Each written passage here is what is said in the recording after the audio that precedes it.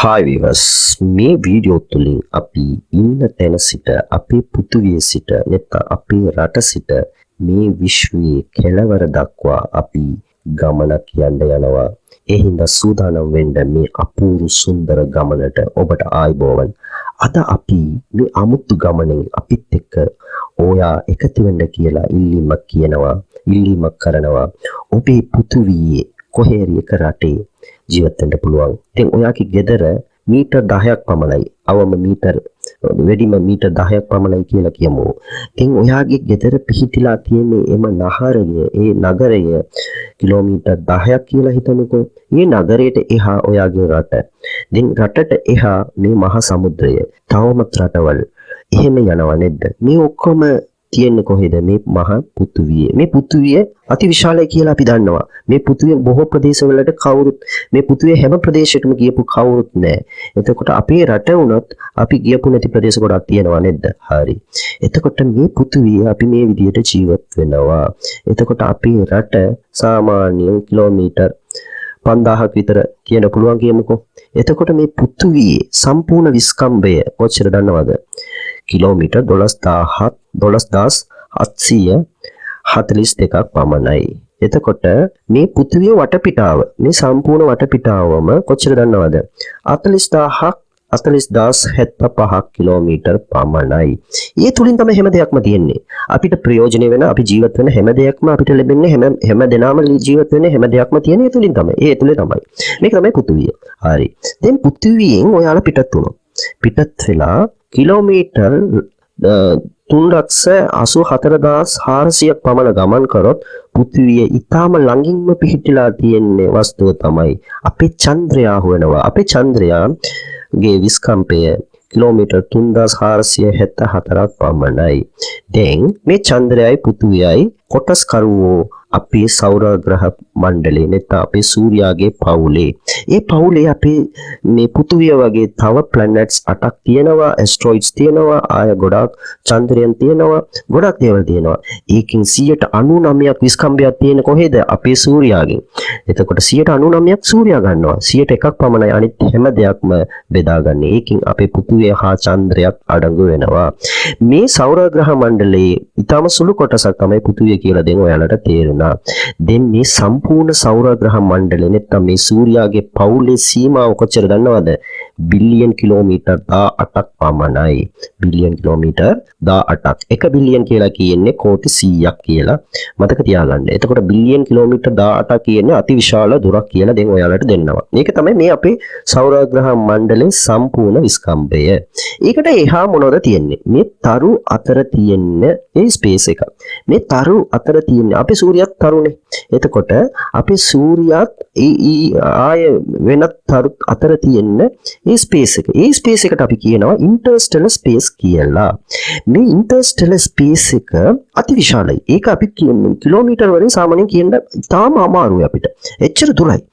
ඒ කොච්චර දන්නවද? අපේ සූර්යාගෙන් ඉතාම ළඟම පිහිටිලා තියෙන තාරකාවට අපි කියන්නේ ප්‍රොක්සිමා සෙන්චුරි කියලා. තව එකක් තියෙනවා අල්ෆා සෙන්චුරි කියලා. මේ තරු දෙකම මේ තාරකා දෙකම පිහිටිලා තියෙන්නේ අපේ සූර්යා සිට ආලෝක වර්ෂ 4.24ක් පමණ ඉතා ඈතින්. ඒ කියන්නේ ආලෝකයේ ගමන් කරන්නේ මේ තත්පරයකට කිලෝමීටර් ලක්ෂ 3ක් පමණ. ඒ වේගයෙන් ගමන් කරොත් මේ අහවල් ඒ කියන්නේ ප්‍රොක්සිමා සෙන්චුරි නැත්නම් අල්ෆා සෙන්චුරි යන ඒ තාරකාගේ ආලෝකය අපිට ලබා ගැනීමට අපිට අවුරුදු 4ක් ගත වෙනවා. ඒ කියන්නේ අපි දැන් ඒ තාරකාව අපි අහසෙන් බලනවා නම් අවුරුදු 4කට කලින් පිටත් වෙච්ච ආලෝකය තමයි බලන්නේ.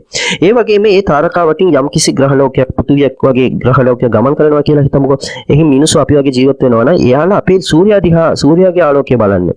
අපේ පෘථිවිය නම් පේන්නේ නැති වෙයි එයාලට. නමුත් සූර්යා පේනවා. අපේ සූර්යාගේ ආලෝකය එයාලා බලන්නේ අවුරුදු 4ට කලින් පිටත් වෙච්ච ඒ ආලෝකයමයි. දැන් ඔයාලට තේරෙනවා ඇති ආලෝක වේග වුණත් මේ තරු අතර තියෙන වේගය කොච්චර විශාලයිද කියලා. දැන් සාමාන්‍යයෙන් මේක ආලෝක වර්ෂ එකක් කියලා කියන්නේ ආලෝක වර්ෂ එකකට කිලෝමීටර් කොච්චර තියෙනවද? කිලෝමීටර් ට්‍රිලියන් බිලියන් නෙමෙයි ට්‍රිලියන් 9.46ක් තියෙනවා. එතකොට දැන් මේ වගේම තාරකා ගොඩාක් බිලියන් 400ක් වගේ තාරකා පිහිටිලා තියෙනවා අපේ ශීරපත ගැලැක්සියේදී. ඒ ශීරපත ගැලැක්සිය තමයි දැන් අපි කියපු අපේ සූර්යයා හා දැන් ප්‍රොක්සිමා සෙන්චුරි අල්ෆා සෙන්චුරි කියලා සූර්යාගේ ළඟම පිහිටලා තියෙනවා කියලා කිව්වනේ තාරකා. ඒ තාරකා ඇතුළු තරු නැත්නම් තාරකා බිලියන් 400ක් පමණ පිහිටලා තියෙනවා. මේ බිලියන් 400ම කන්ට්‍රෝල් කරන්නේ කවුද? මොන බ්ලැක් හෝල්ද දන්නවද? ඒකට කියනවා සැජිටේරියස් A කියන සුපර්මාසිව් බ්ලැක් හෝල් එක. මේ ශීරපත ගැලැක්සියේ කේන්ද්‍රයේ ඒ සුපර්මාසිව් බ්ලැක් හෝල් එක පිහිටලා තියෙනවා. මේ සුපර්මාසිව් බ්ලැක් හෝල් තරු අපේ සූර්යයා ඇතුළු තාරකා බිලියන් 400ක් පමණ කන්ට්‍රෝල් කරගෙන ඉන්නවා. ඒකට කියන්නේ අපි ශීරපත ගැලැක්සි කියලා. මේ ශීරපත ගැලැක්සි එක කෙළවර සිට අනිත් කෙළවරට යාමට දුර ආලෝක වර්ෂ ලක්ෂයයි. ආලෝක වර්ෂ ලක්ෂයක් යන්න ඕනේ. කිලෝමීටර් නෙමෙයි. ආලෝක වර්ෂ ලක්ෂයක් කියලා කියන්නේ කොච්චර විශාල දුරක්ද කියලා හිතාගන්න. මේ මිල්කි වේ ගැලැක්සි එක විස්කම්භය ආලෝක වර්ෂ ලක්ෂයයි. මේ ආලෝක වර්ෂ ලක්ෂයක් අපි ගමන් කරාට පස්සේ මේ මිල්කි වේ ගැලැක්සි එක නිමා වෙනවා. ඉන්පසුව දැන් මිල්කි වේ ගැලැක්සි ඇතුලේ මේ ස්ටාර්ස් තියෙනවනේ නැත්නම් තාරකා අතර තියෙන මේ ප්‍රදේශයට මේ එම්ටි ස්පේස් එකට අපි ඉන්ටර්ස්ටෙලර් ස්පේස් කියලා කියනවා. හරි. එතකොට මේ මිල්කි වේ ගැලැක්සි එක ඉවර වුණාට පස්සේ අනිකුත් ගැලැක්සිස් පටන් ගන්නවානේ.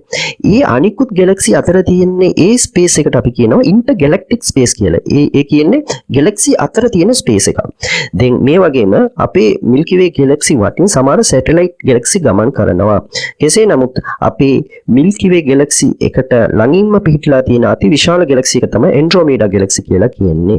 මේ ඇන්ඩ්‍රොමීඩා ගැලැක්සි එක අපේ මිල්කි වේ ගැලැක්සි එකේ කෙළවර සිට පිහිටලා තියෙන දුර තමයි මිලියන් 23ක් පමණ. ඒ කියන්නේ මිලියන් 23ක් අපි ගමන් කරන්න ඕනේ ඇන්ඩ්‍රොමීඩා ගැලැක්සි එක කෙළවර අපි ළඟා වෙනවනේ. ඒ හින්දා මේකෙන් ඔයාලට තේරෙනවා ඇති මේ ගැලැක්සි අතර තියෙන දුර තවමත් අති විශාලයි. ඒ ඉන්ටර්ගැලැක්ටික් ස්පේස් කියලා කියන දුර අති විශාලයි කියලා. දැන් ඇන්ඩ්‍රොමීඩා ගැලැක්සි එක අපි පෘථිවියට ලං වෙනවා තව බිලියන් 400න් පසුව අපේ මේ මිල්කි වේ ගැලැක්සි එකයි ඇන්ඩ්‍රොමීඩා ගැලැක්සි එක එකතු වෙනවා කියලා කියනවා. නමුත් දෙනට මේ ඇන්ඩ්‍රොමීඩා ගැලැක්සි එක පිහිටලා තියෙන දුර තමයි මිලියන් 23ක් පමණ ඉතා ඈතින්. ඒක ඉතාම කියන්න බැරි තරම් ලොකු දුරක්. හරි.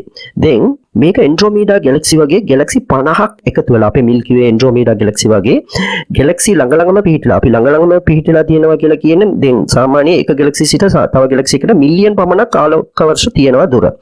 එහෙම පිහිටලා තියෙන ගැලැක්සි 50ක් විතර එකට ගත්තොත් ඒකට ලෝකල් ගෲප් කියලා නමක් දීලා තියෙනවා. මේ වගේම ලෝකල් ගෲප් ගොඩක් තියෙනවා 1000ක් විතර ළඟ පිහිටි ලෝකල් ගෲප්ස් වගේ මේ ගැලැක්සි ඔක්කොම ළඟ පිහිටි ගැලැක්සි වලට කියනවා මේ ගැලැක්සි ක්ලස්ටර් කියලා. මෙහෙම 1000ක් පමණ. දැන් අපේ සෞරග්‍රහ මණ්ඩලයේ අඩංගු වෙන මේ ශීරපත ගැලැක්සි එකයි ආය ඇන්ඩ්‍රොමීඩා ගැලැක්සි එකයි ඒ වගේම ගැලැක්සි 50ක් එකට ගන්නකොට ළඟම පිහිටි ගැලැක්සි එකක් ළඟට ගන්නකොට ඒකට ලෝකල් ගෲප් කියලා කියනවා. ඒ වගේම ලෝකල් ගෲප් 1000ක් විතර ගත්තොත් ඒකට වර්ජෝ සුපර් ක්ලස්ටර් කියලා තව සුපර් ක්ලස්ටර් එක බිහි වෙනවා තන්දි. මේ සුපර් ක්ලස්ටර් කියලා කියන්නේ තවමත් අතිවිශාල ප්‍රදේශයක්. ඒකෙන් ගැලැක්සිස් ලෝකල් ගෲප් වගේ ගැලැක්සිස් තියෙනවා 1000ක්. එතකොට තනි ගැලැක්සි ගත්තොත් ලක්ෂ ගණක් තියෙනවා මේ වර්ජෝ සුපර් ක්ලස්ටර් එකේ. එතකොට මේ වර්ජෝ සුපර් ක්ලස්ටර් වගේ තව සුපර් ක්ලස්ටර් 1000ක් පමණ තියෙනවා. මේ සුපර් ක්ලස්ටර් අතර තියෙන මේ දුර අවම වශයෙන් බිලියන් 1යි. මිලියන් නෙමෙයි බිලියන් 1යි. එච්චර දුරින් තමයි මේ සුපර් ක්ලස්ටර්ස්ලා පිහිටලා තියෙන්නේ. දැන් අපේ මිල්කි වේ අඩංගු සුපර් ක්ලස්ටර් එක තමයි වර්ජෝ සුපර් ක්ලස්ටර්. මේ වර්ජෝ සුපර් ක්ලස්ටර් වගේ තව සුපර් ක්ලස්ටර් 1000ක් ලක්ෂ ගණනක් පිහිටලා තියෙන්නේ. තවම සුපර් ක්ලස්ටර් එකක් තියෙනවා. ඒකට කියනවා ලෙනකේලා සුපර් ක්ලස්ටර් කියලා. මේ ලෙනකේලා සුපර් ක්ලස්ටර් එකෙන් කොටසක් තමයි වර්ජෝ සුපර් ක්ලස්ටර්. වර්ජෝ සුපර් ක්ලස්ටර් එකෙන් කොටසක් තමයි අපේ මේ ලෝකල් ගෲප් එක. ලෝකල් ගෲප් එකෙන් කොටසක් තමයි අපේ ඇන්ඩ්‍රොමීඩා හා මිල්කි වේ ගැලැක්සි එක.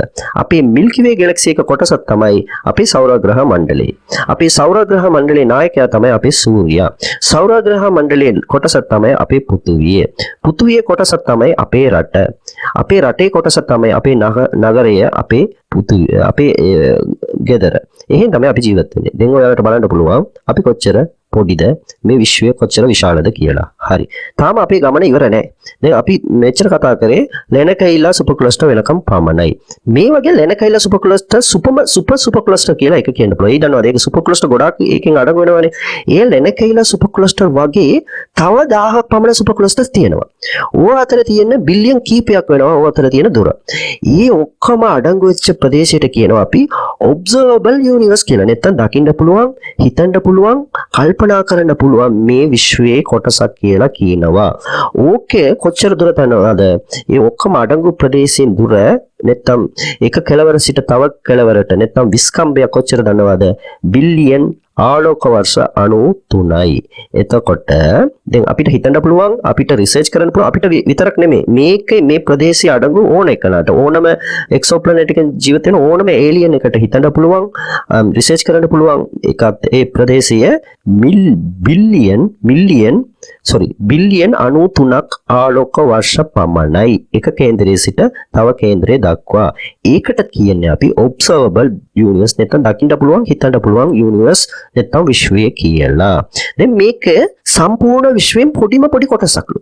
ඒ සම්පූර්ණ විශ්වයේ කෙලවර තියනවද, කොහේ හරි හිමාවනවද, මොනවද තියෙන්නේ කියලා අපිට රිසර්ච් කරන්න බෑ. ඒකට හේතුව මේ ඔබ්සර්වබල් යුනිවර්ස් එකෙන් පමණක් ඒ ආලෝකේ පමණක් අපිට ලැබෙන්නේ. ඒකට එහා තියෙන ආලෝකේ කවදාවත් ලැබෙන්නෙම නෑ.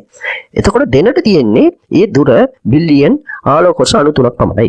ඒකෙන් තමයි හැම දෙයක්ම අඩංගුලා තියෙන්නේ. හරි. එතකොට මේ බිලියන් එකකට කෝටි 100ක් සමානයි කියලා අපි ඉස්සෙල්ලාම කිව්වා. එතකොට බිලියන් 93ක් කියන්නේ අතිවිශාල දුරක් කියන එක කිසිම සැකයක් නැත. නමුත් මේක සම්පූර්ණ විශ්වයක් කියලා අපි කියන්නේ මේ කෙලවරක් තියනවද නැද්ද කියලා දන්නේ නැති එකක්නේ. ඒ සම්පූර්ණ විශ්වයෙන්ම 0.0.1කට පමණ සමානයි කියලා කියනවා. එතකොට ඉතුරු කොටස් ඔක්කොම නොදකින යුනිවර්ස් වෙනවා.